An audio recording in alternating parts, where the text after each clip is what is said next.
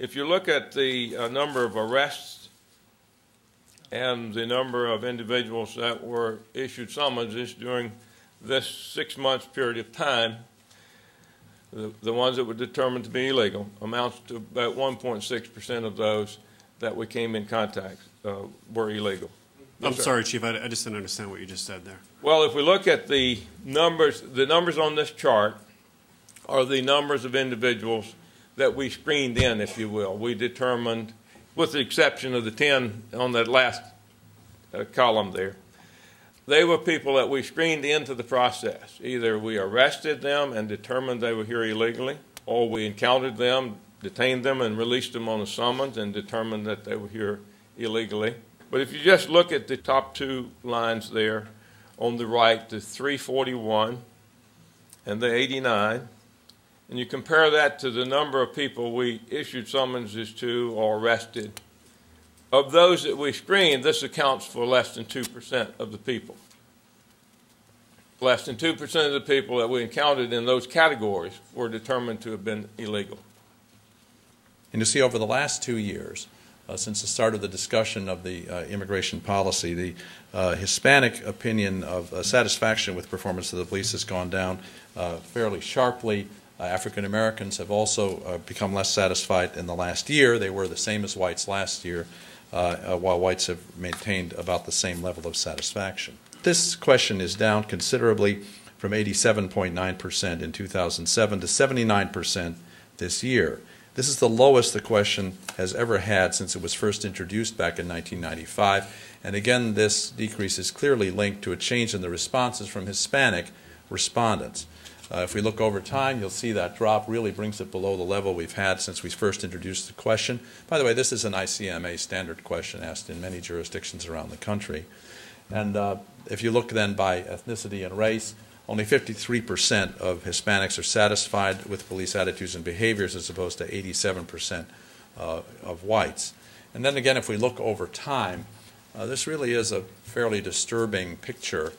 This county has been justifiably proud over the years, and the police department has been proud that unlike many jurisdictions, people of all ethnic and racial groups have been fairly satisfied with attitudes and behaviors with some fluctuations.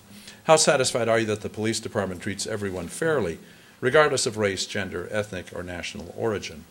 This one came out with moderate satisfaction, 44% very satisfied, 30.5% somewhat satisfied, for a total of just about 75%, 74.3% who were satisfied.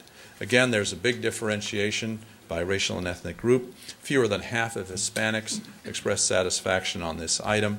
African Americans aren't very happy. 62% are satisfied with this question.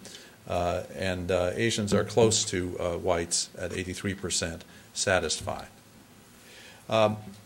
And before I go on, I don't have a slide for it, but I do want to remind you from the earlier presentation that other aspects of police performance did go up. There was an increase in satisfaction with the police jobs doing in combating gangs and illegal drugs. And illegal drugs is a pattern that's been going up fairly steadily since we started asking that question. I'll also mention that there's not much difference across the ethnic groups on those questions. Mr. Chairman? Mr. Principe? Question for the Chief.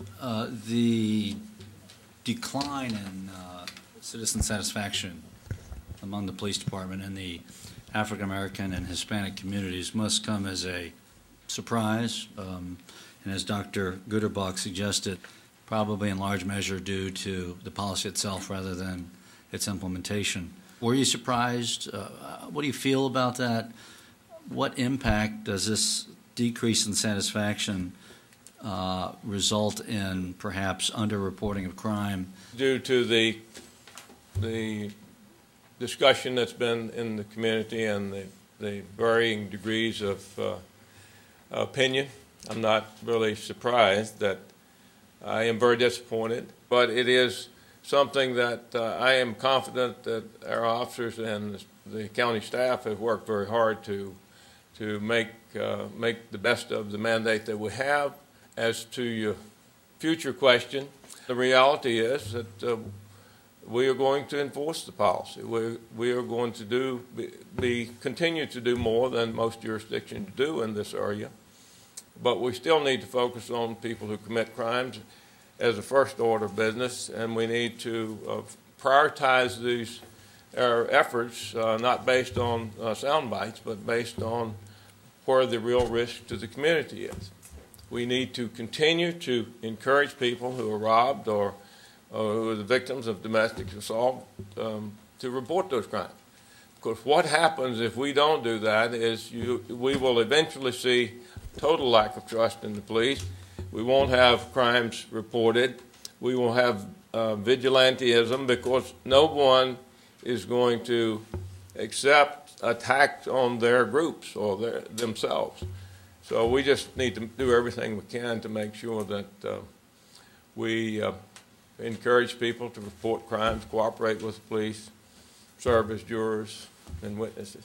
It was actually on October 16th. It was actually, I guess, the morning of October 17th that we added the language about the need for this report that you're giving us today, as well as the need for the community outreach. And I think, the comment I recall making at the time was that we not only did not want to be a county that racially profiled, we wanted to not even look like we were a county that racially profiled. And I'll suggest that I think there was potential for those numbers and the drop off of trust among the Hispanic population to be much deeper, quite frankly. And I'll suggest that we may have had a positive impact on that relationship between your department and the Hispanic community because of your efforts. And I want to applaud you because I've had the opportunity to attend some of those presentations you've made, and you've done a tremendous job of communicating with our community. I want to thank you for that.